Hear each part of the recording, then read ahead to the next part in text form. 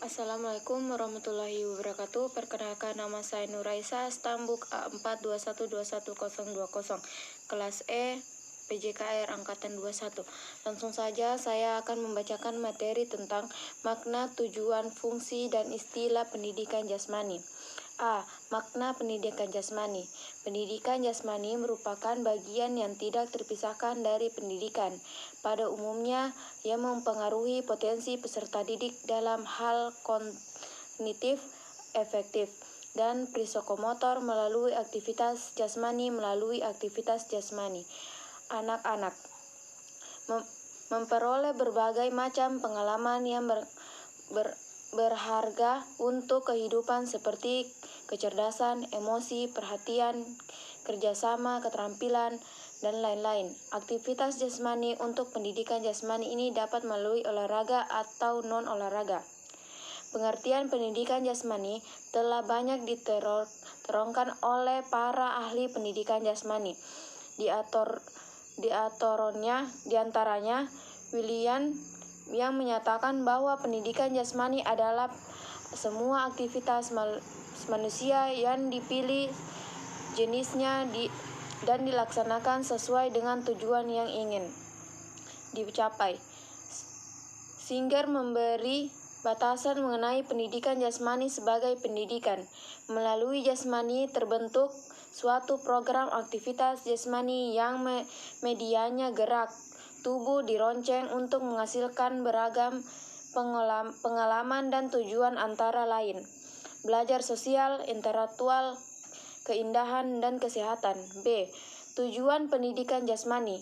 Berdasarkan pemahaman mengenai hakikat pendidikan jasmani, maka tujuan pendidikan jasmani sama dengan tujuan pendidikan pada umumnya. Karena pendidikan jasmani merupakan bagian yang integral dari pendidikan pada umumnya melalui aktivitas jasmani. Secara khusus, sejumlah ahli pendidikan jasmani mengemukakan pendapatnya mengenai tujuan pendidikan jasmani seperti Agnes Todley. Ada 5 aspek tujuan pendidikan jasmani, yaitu 1. Perkembangan kesehatan jasmani atau organ-organ tubuh. 2. Perkembangan mental emosional. 3. Perkembangan neuromekular. 4. Perkembangan sosial. Dan 5. Perkembangan intelektual. C. Fungsi pendidikan jasmani. 1. Aspek olahraga. Menjadikan fungsi sistem tubuh menjadi lebih baik sehingga individu dapat memenuhi tuntutan lingkungannya secara memadai serta memiliki landasan untuk mengembangkan keterampilan. B. Meningkatkan kekuatan otot. C. Meningkatkan daya tahan otot. D. Meningkatkan daya tahan korneomuskuler. Kedua, aspek neuromuskuler. Yang A. Meningkatkan keharmonisan antara fungsi saraf dan otot. B. Mengembangkan gerak dasar psikomotor seperti berjalan, berlari, melompat, meloncat, meluncur, dan mendorong, menderapi, memencongklang, berguling, menari. C. Mengembangkan gerak motor non-lokomotor seperti mengayun, melenggak, meliuk, bergoyang, merengang, menekuk, mengantuk, dan membongkong. D. Mengembangkan gerak dasar meliputi seperti memukul, menendang, menangkap, menghentikan, melempar, menahan, arah, menentu. E. Mengembangkan komponen fisik seperti kekuatan daya tahan, kelenturan, kecepatan, keseimbangan, dan ketepotan power. 3. Aspek perseptual. Mengembangkan kemampuan menerima dan membedakan isyarat, B. Mengembangkan hubungan-hubungan yang terkait dengan tempat atau ruang. C. Mengembangkan koordinasi gerak visual, yaitu kemampuan mengkoordinasikan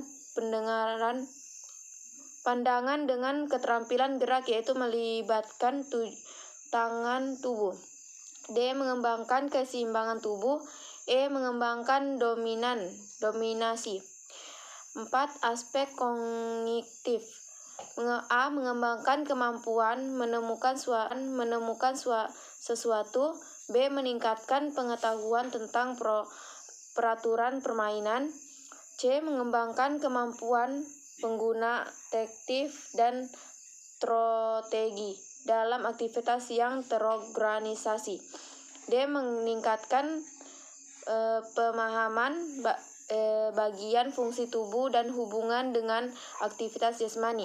E. Menghargai kinerja tubuh menggunakan pertimbangan yang berhubungan dengan jarak, waktu, tempat, bentuk, kecepatan, dan arah yang digunakan dalam mengimplementasikan aktivitas dan dirinya. B. Definisi dan deskripsi arti pengertian pendidikan jasmani. Pendidikan jasmani adalah salah satu mata pelajaran yang ada di sekolah dan merupakan media pendorong untuk melatih perkembangan keterampilan, motif, kemampuan fisik, pengetahuan. Yang berikut ini beberapa definisi dan pengertian pendidikan jasmani dari beberapa sumber berikut. Pendidikan jasmani olahraga dan kesehatan merupakan bagian integral dan pendidikan total yang mencoba mencapai tujuan mengembangkan kebugaran jasmani, mental, sosial, serta emosional bagi masyarakat dengan wahana aktivitas jasmani. Yang C. Gerakan dalam pendidikan jasmani. Pendidikan jasmani merupakan pendidikan melalui aktivitas jasmani yang berarti aktivitas jasmani sebagai objek kajian dari pendidikan jasmani. Faktor untuk kerja jasmani merupakan faktor yang paling mempengaruhi dalam aktivitas jasmani dan olahraga.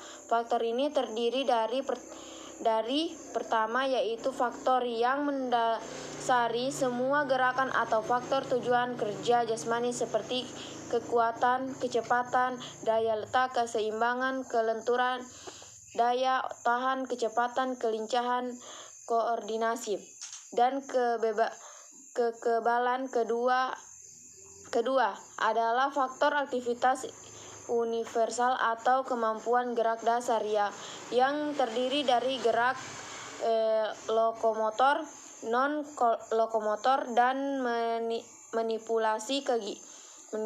Ketiga adalah gerakan khusus yang diperoleh melalui latihan yang intensif dan merupakan keterampilan yang adaptif. Faktor struktur berkoordinatif dengan sikap, tipe tubuh, berat badan, tinggi badan, dan bentuk struktur tubuh. Faktor-faktor ini akan mempengaruhi terhadap penghasilan seseorang. Sedangkan faktor yang ketiga adalah faktor psikologis meliputi kecerdasan. Secara khusus, Singer menyatakan bahwa penghasilan gerak hasil seseorang dipengaruhi oleh faktor-faktor pribadi yang meliputi 1. Karakteristik jasmani, 2. Kemampuan gerak, 3. Rasa aman, 4.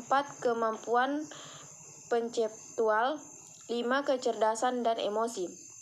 Sedangkan materi pendidikan jasmani yang tercantum dalam kurikulum tingkat satuan pendidikan dan tingkat pendidikan dasar sampai sekolah menengah tingkat atas terdiri dari 7 komponen atau bidang, yaitu 1. Permainan dalam olahraga, 2. Aktivitas pengembangan, 3. Senam, 4. Aktivitas ritmik, 5. akuatik, 6. Aktivitas luar kelas, 7. Kesehatan.